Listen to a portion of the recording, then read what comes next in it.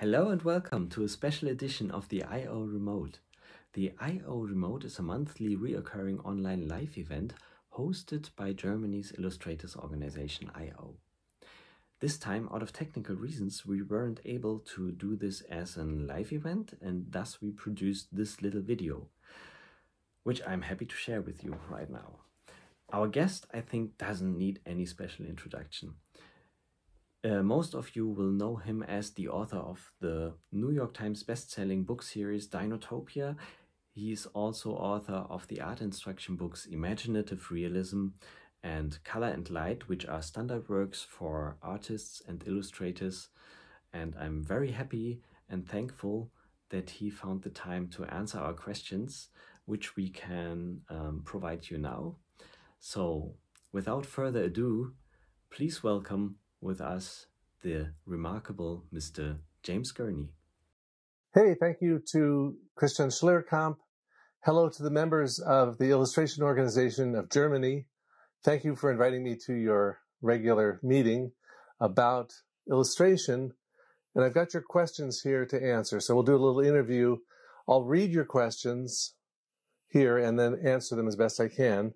Sorry you can't read the books on my shelves. You can't read the titles because they're probably kind of blurry, but it's just as well. Let's just start with the questions. It appears you have anticipated changes in the field, such as public fascination with the dinosaurs in the early 90s, and the interest in self-teaching and video in the 2010s. Did you plan strategically for these trends, or did you follow your intuition? No, I bumbled forward without much planning at all, trying to think of a way to make a living after one door closed, and I looked for another door that would open. So, for example, at the end of the 1980s, I had a hard time finding work doing paperback covers and National Geographic illustrations. So I had this little idea of doing some lost empire paintings of lost worlds, and that led to the idea of Dinotopia. Later on, when Dinotopia had more or less run its course, I did some videos about the making of the books and started a blog, and that blog ultimately led to the books Color and Light and Imaginative Realism. And that was sort of accidental. I made some videos to cover the making of those paintings, and anyway, started picked some videos on YouTube, which you've probably seen. So really, it's been more trying to find a door to open after another door closed. Who were your inspirations as a young artist? Were you a fan of Frank Frazetta or Ralph Bakshi when you worked as a background painter? I worked on their film, Fire and Ice, which came out in 1983. This was soon after I dropped out of art school. I had received an undergraduate degree from UC Berkeley, first in, of all things, anthropology, moved to Los Angeles, where I went to art school, but I didn't like what I was learning there. It didn't seem rigorous enough. So I dropped out, learned how to paint and draw from books, and found this job doing background paintings for Ralph Bakshi and Frank Frazetta. I knew who Ralph Bakshi was. I'd seen some of his films, but I had no idea who Frank Frazetta was. And that's only because my heroes were much earlier. People like M.C. Escher or Norman Rockwell, people from the early 20th century. And it's funny, I can tell you a little story about that. When I was working on the movie Fire and Ice, I was working on this painting of a forest scene, and I had this idea of having one little spot of light coming in, hitting one of the trees in the forest. Right then, Frank Frazetta, who's known for his sword and sorcery, heroic, barbaric paintings, came into the room, and I said, "Look, Frank, I did this painting, and I used this light effect that N.C. Wyeth used to use." And he said, "N.C. Wyeth? Forget about N.C. Wyeth. This is a Frazetta painting." He wanted me to use ideas from his paintings. I greatly admired both artists the more I got to know them, and it was a great fun to work on that project. Tell us about your friendship with Thomas Kinkade. How did you develop your careers outside of the gatekeeper industries? Okay, Thomas Kinkade, for those who know who he is was known as the painter of light. He died about 10 years ago. And we met in 1976 as freshman roommates at UC Berkeley. We went to art school after studying at UC Berkeley and eventually got the job side by side doing background paintings for that movie. We also worked together on a book called The Artist's Guide to Sketching, which came out in 1982. And he was a good friend. We had a lot of adventures riding on freight trains. And as far as the gatekeeper industries, I think by what you mean is every art field in the 1980s had a gatekeeper deciding who got in, who got published, who got accepted to art school. And if you wanted to break out of that, it was basically impossible because everything was controlled by a gatekeeper back then, unless you could publish your own work. And that's what Thomas Kincaid did. He, after finishing up at Fire and Ice and finishing our book, Artist's Guide to Sketching, he started his own print company. For me, that came later when I started really with social media and realized that there are no gatekeepers now in a way, because you can create your own media and reach your own audience directly. Okay, how did you network with friends in analog times? Could you please describe how you used cassette tapes, letters, and group sketching games to connect with others? Well, yes, before the digital age, when connecting with other people is so easy, it took a little more effort to connect. So when we were all together, us art students and art professionals in Los Angeles, we all lived in the same apartment building. And we would get together and do sketching games where one person would start a sketch, pass it on to the next person, and add to it. We called that book of those sketches Art by Committee. We also, later when we all moved to different places, we circulated cassette tapes to each other that were like letters, audio letters, and it was sort of a prototype for blogging and for video creation later on. And I've released a few of those on my YouTube channel, almost as podcasts. Thomas Kincaid and I rode the freight trains across America, and we documented some of that on audio, and I've shared some of that online. But we don't have very many photographs of that period, but we have a lot of audio captures of those moments. Okay, let's move to another category, Dinosaurs, Dinotopia, and the creative process. Okay, how did you come up with the idea for Dinotopia? Basically, I'd been working for National Geographic magazine as an illustrator of ancient world stories, reconstructing archaeological scenes. And after that period, I had this idea of creating a world as if it was a world that had never been discovered, like an archaeological site that was about to be discovered. Like when Heinrich Schliemann discovered Troy, for example. No one knew about Troy at the time. Or when Hiram Bingham discovered Machu Picchu in the Andes in 1911. There was a whole lost world, but it was a real world. And I had this idea that what if there was a fantasy world that we could imagine with humans and dinosaurs that existed somewhere that could be discovered. So in order to come up with this, develop this idea, I did a series of large paintings, Dinosaur Parade and other paintings, and then connected them together with a story, which I wrote and illustrated. And that was published in 1992, Dinotopia, A Land Apart from Time. And I did 3 other sequels after that that continued the adventures and told some of the backstory of this whole civilization. What's the inspiration for Bix? What is your favorite dinosaur, and which dinosaur do you find most enjoyable to draw? Well, Bix is a Protoceratops dinosaur, and Bix is the ambassador and the translator who welcomes the point of view characters, Arthur and Will Dennison, when they arrive on the shores of Dinotopia. And I liked the idea of a Protoceratops because it seemed to me that it's better to, if you have a world of intelligent or sentient dinosaurs, it's better to not have them all talking. The ones that I decided to have talking dinosaurs were the ceratopsians, or the beaked dinosaurs, because like parrots, they would probably have the ability or the capacity to talk, and mimic human languages. So the inspiration was various parrots and parakeets that I had seen, who are amazingly intelligent creatures. My favorite dinosaur has changed. I used to love doing the Stegosaurus, drawing the Stegosaurus. It's one of the most difficult to draw, but the most satisfying because it's all those plates on its back and the spiky tail. It's very difficult to draw all those plates in perspective. I would say the dinosaur I like painting the most now is the Microraptor, because it's one of the feathered dinosaurs that's been discovered more recently, and a little bit more is known about that now. We even know the coloration of Microraptors, and it's the four-winged dinosaur that I've featured in Journey to Chandara. Okay, can you talk about your process for reconstructing extinct animals or civilizations?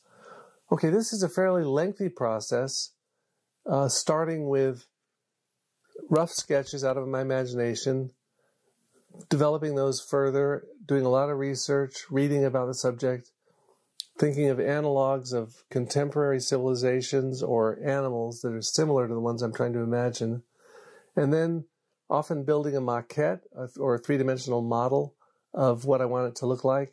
That helps with lighting and foreshortening. And then if it's a human model, a character I'm trying to reconstruct, I like to have a person posing in costume, in a real costume.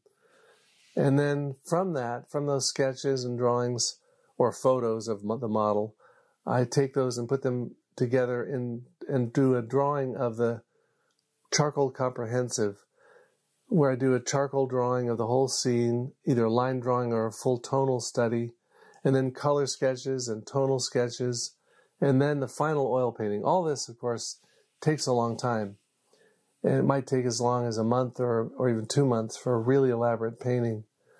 This process is based on the working method of Norman Rockwell and some of the 19th century academic painters who were my heroes in art school and after art school when I was learning this process.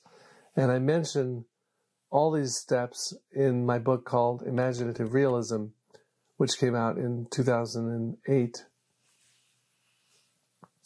Now, this is a real specific painter's question. How do you think about the depth or darkness of shadows versus the lights in painting compared to photography or real life? Now, I know what you're talking about. It's often the tendency for painters to make the shadows too close in value to the light, the area of the light side, or the illuminated area of the scene. Shadows in, at least sunlight, shadows in sunlight are darker than they appear. You have to paint them darker and consciously make them darker. Sometimes they almost look black in photos. But that reason that we see so much detail in shadows is that our eyes adjust to the shadow, and we start seeing a lot more variety of values, and we put those in our painting. But we have to force ourselves to unify the shadows and unify the lights if we want to convey a convincing impression of natural sunlight. Let's take a little break, and we'll come right back. Okay, restarting part 2 because my battery will quit after 15 minutes. Okay, work-life balance and psychology.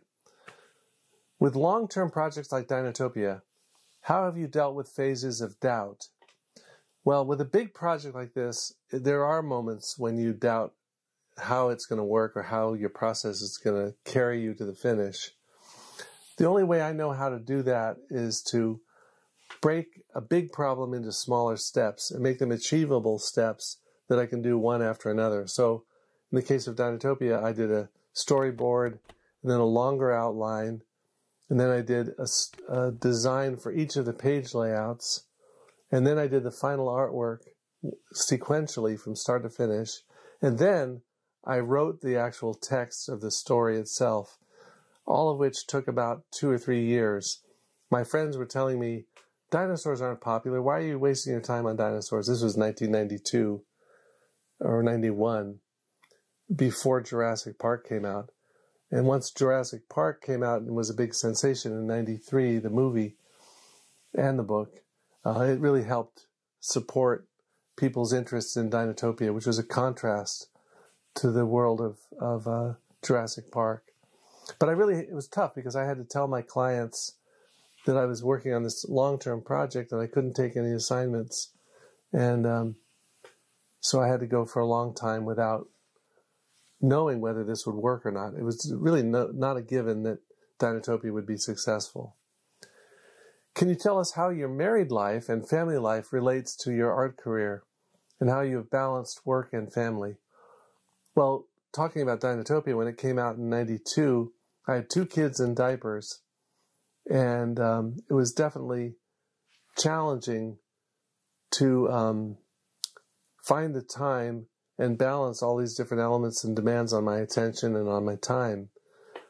But oddly enough, even with young kids around, I was probably more productive than I would have been at any other time in my career. And I don't know why that is. I liked having my kids in the studio while I was working. Sometimes that was a little tricky because they'd be playing with Legos while the phone would ring and be a paleontologist calling, and I'd have to explain to them what was going on around me. Nowadays, everyone's used to kids being around your workplace. My wife, Jeanette, is an artist too. We met in art school as sketching buddies. So it's definitely a pleasure to have an artist close by, someone whose taste I trust, and to help give me feedback on the project at various stages. Despite your experience, do you still run into challenges while painting? Yes, every painting is a challenge. Sometimes painting goes fairly easily, but usually it doesn't. Usually it's difficult. And usually when I think it's going to go well, it's tough. And the ones that present the most challenges often end up being the most successful. So it doesn't bother me if something is challenging. I just know the only way to solve it is by working on it, trying to be willing to change it, erase it, start over, and do it again. So it's all part of the process, and I've had it happen enough times that it doesn't bother me anymore. You do a lot of creative stuff: illustration, commissions, painting outdoors, giving workshops, making stop-motion movies, posting on social media. How do you manage to do all this without getting burned out? Well, burned out never happens. I don't know. I've always got some new crazy idea that I want to try. I do a lot of different kinds of things because my hero was Leonardo da Vinci, who did everything, science and art. I come from a family of engineers. My dad was a mechanical engineer, and his dad and his grandfather were mechanical engineers too. And so they were all crazy inventor types. My dad built these anemometers, these wind vanes that would spin around on our rooftop. And he was an inspiration to me for just in your spare time, trying out new materials, testing things. If they didn't work, that's okay. I would when I was a teenager, I made a lot of gliders, including a flying wing, which had elevons for control surfaces. It was a very unusual design. I'd never seen a plan or known of anyone building one before, but it flew quite well until it crashed and the wing broke off. The tradition in my family was when something crashed, an experimental design, we would just laugh endlessly. And that was sort of the way we would respond to disaster. What do you do for your mental health? How do you recover? I mean, recover from what?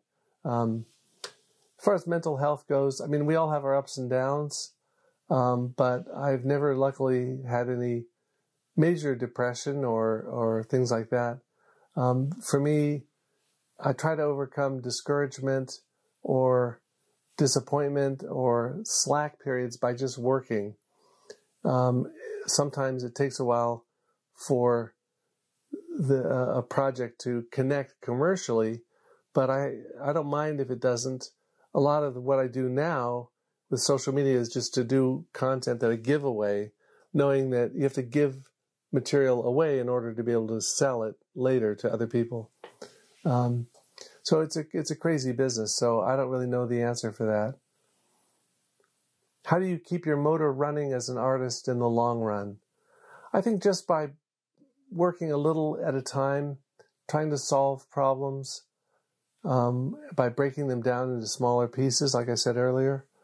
I've never really lacked for ideas or inspiration, but maintaining focus and not being distracted, especially these days by social media, is always a challenge. It's a challenge for all of us. And sometimes I like just going to an old-fashioned medium like a typewriter, a manual typewriter, to focus my mind and to avoid distraction. Teaching technology and digital tools. Speaking of distractions and social media, how did you develop your teaching approach in your book, Color and Light? Well, Color and Light, I wanted to work with a publisher on this project. I had this idea for a book that sort of downloaded my thoughts about color, light, and also imaginative realism, this process of making realistic pictures of imaginary subjects. And the publisher that I wanted to work with had never really done books on that topic before. So what I did was I approached them. They liked the idea, but they didn't have any editors that were art-related editors. But by this point, this is about the late 2009 or so, 2008, I had developed a lot of blog posts. And the thing about writing blog posts is that you know your audience. They respond to what you're writing. You know what topics are boring, what topics are challenging, what topics are confusing. And it helps to hone the message and to clarify what it is you're trying to say. So I took all those blog posts, organized them into a book, and I realized I had 2,000 editors who specialized in art, and all my readers, I knew exactly what they liked and what they didn't like, and that guided me to organizing my thought process for Color and Light. So it's a real privilege to have this audience out there, and I think for any writer, it's a great help to be connected with your readers before you even complete your book. Have you ever considered using digital tools for image making? If not, why not? How would you assess the current balance between traditional and digital artists? Well, first of all, I do use digital tools to some extent. I use nonlinear video editing for my videos, and of course I'm using a digital camera now.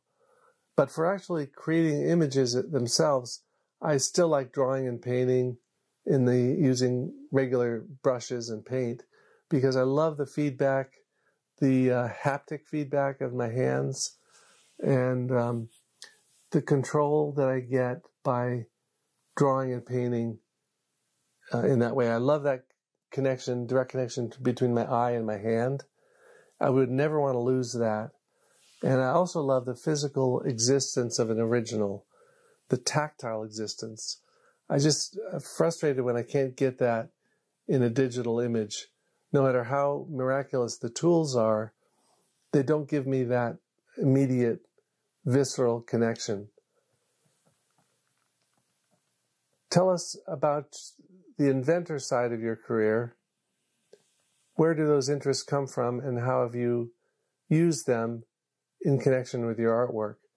Well, I mentioned earlier that my dad was an engineer, and part of that has expressed itself in the camera controls that I've used from time to time, using Lego-powered motors to move the camera along a curved track. All these are very primitive tools, but they work really well for doing motion control for cameras. So all those gears and all those parts are just part of my enjoyment of making things with my hands. I also like sculpting, and that comes from the fact that as a kid I liked doing metal casting and welding. Well, even in fourth grade I was doing steel welding. And in Germany, I know you have a slightly different way of education than we do here in the States, where students at high school level have a chance to work in industrial applications if they want to. And I think that's a great idea, and it's good for people to have access to those tools. When I was in high school, I had a great teacher who let me use an animation stand to try out basic film animation. And I was just self-taught, but it was a great experience. Later on in college, I learned how to do latex casting to make a mask. So I made a fiberglass mold of my head and then built out a face in clay, molded that in plaster, and I could make various kinds of masks on a mold that would fit my head. All this was done completely in the dark. I had no training in it. It was just trial and error, but it's a good way to learn. Okay, how do you see the development of AI art or generative art affecting the illustration profession? Now, this is a very big question and one I've been thinking a lot about lately. I think that the development of AI art is as fundamental of an invention as Photoshop was, and maybe even as much as photography itself. It revolutionizes the way we make images, and it revolutionizes a lot of other things. It will not only make it easier for everyone to become an art director, it'll allow machines into the realm of image creation, which is a really fundamental idea. I think one of the things we'll have to say goodbye to is the idea that a single individual is the author of an image. The author of an image really may well be a group of people. The feedback of your viewers may shape the image that's created that they see.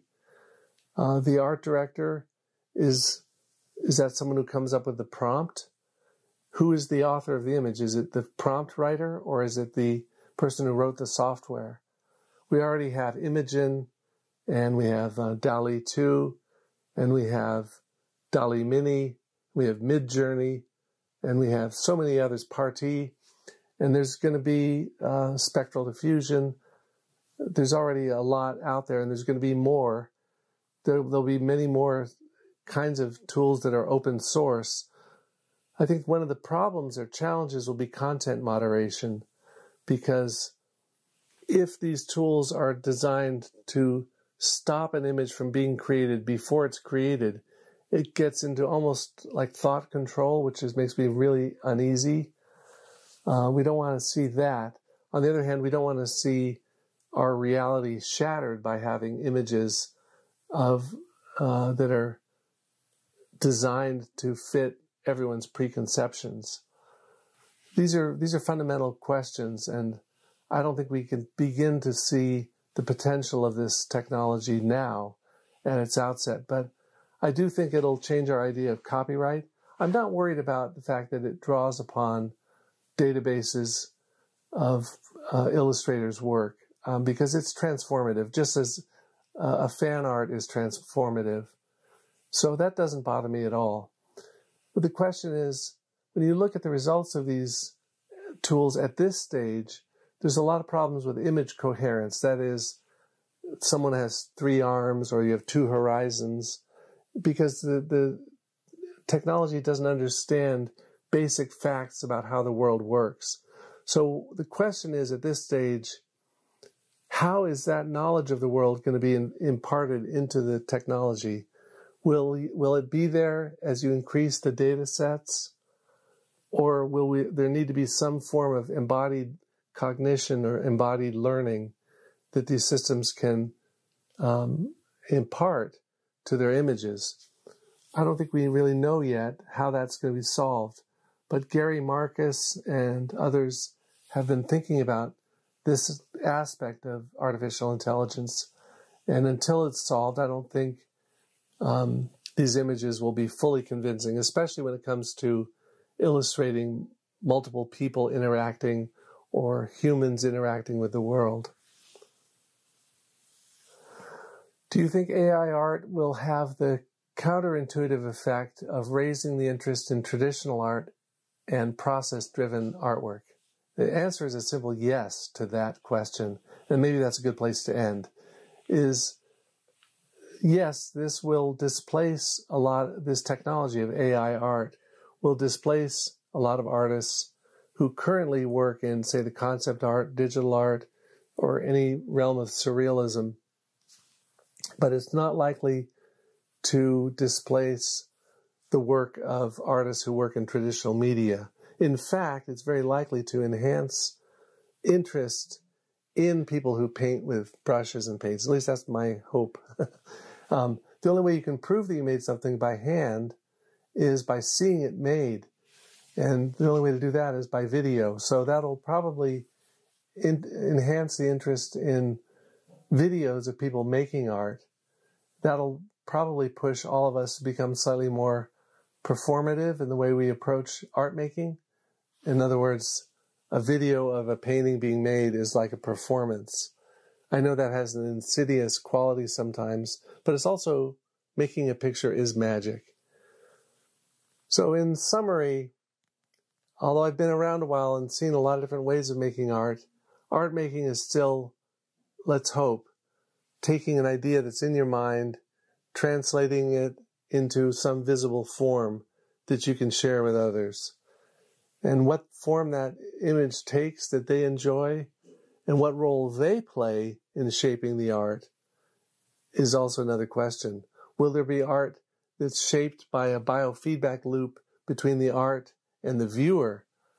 No longer can we think of ourselves as the sole creators of our images. We're entering a world now where the making of art is a kind of a magical process that will be shared among all of us. And that's a good thing. It's a little bit scary because it's so different, but it's a good thing fundamentally. And we're in a more visual age now than we've probably ever been. So again, thanks for inviting me to be part of your I.O. Remote. I wish you all the best, and give me feedback on this video, and I'll look forward to reading your comments. Thank you.